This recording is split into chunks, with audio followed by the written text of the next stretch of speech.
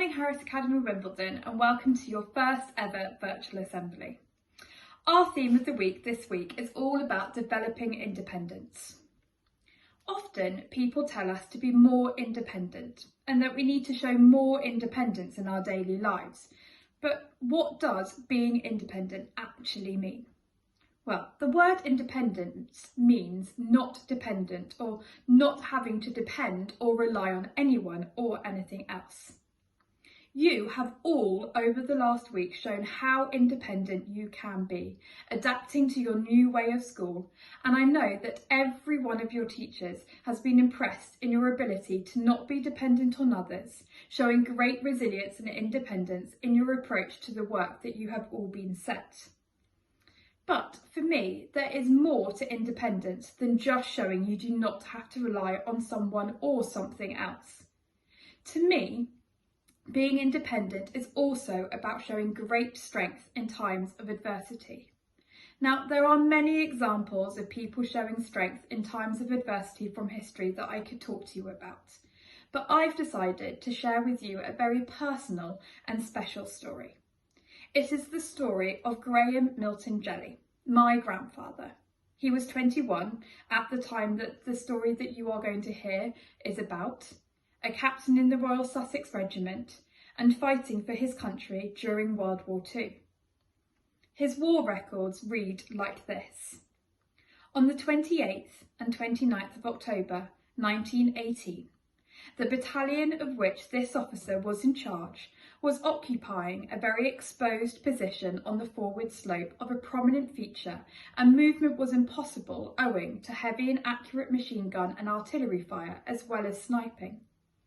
The fire was so heavy that it was not possible to get water and rations up to the forward convoys by carrying parties except at great loss in life. The officer, however, organised his carriers and himself led the sections forward to each convoy with the necessary supplies. He was continuously under heavy small arms fire, as well as armour-piercing shells from artillery tank guns, which could detect his movement in the moonlight. His carrier was destroyed under him, but he transferred to another, and when his task was completed, he went back and recovered his damaged vehicle in the face of enemy fire. During subsequent phases of the operation, whilst in the most advanced of positions, he had 2 more carriers blown up under him by stray mines, but on neither occasion did this deter him from completing his task. His coolness under fire and his high standard of devotion to duty, with complete disregard for his own safety, was an inspiration to all who saw him and a symbol of courage and great independence. I think this idea of independence being about strength and resilience in times of adversity, as shown through the story of my grandfather, is something we can all take inspiration from, and even more so given our current world situation. We have seen so many acts of strength over the last few weeks, and even more so in the last few days. The strength of the NHS staff who are working tirelessly to treat those in hospital, the strength of our communities rallying together to support people in need, and the strength of individuals continuing to work to ensure we are all able to eat and be safe. It is important that we all make a concerted effort to be strong for others and show our independence. Now, I'm not asking you to go and fight in a war or put yourselves in danger, but what I am asking you is to perhaps think about showing your parents you can get on with your work without them having to remind you to, or by remembering to sign up on the virtual register every morning, or even showing somebody some kindness. And in doing this, we can all come together to be strong in a very difficult time. Finally, I would like to end on one of my favourite poems by Maya Angelou, I Know Why the Caged Bird Sings.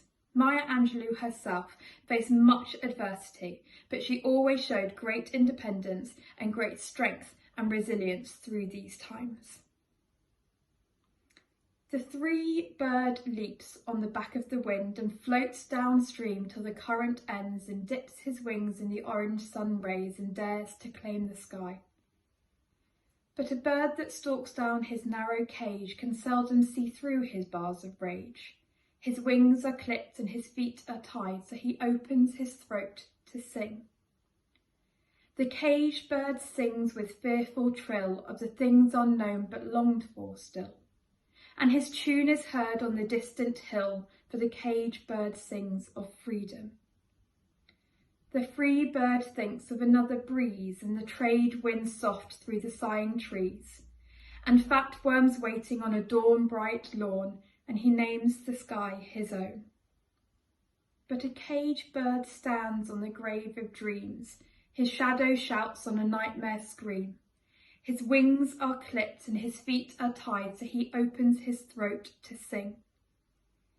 The caged bird sings with a fearful trill of things unknown but longed for still, and his tune is heard on the distant hill, for the caged bird sings of freedom.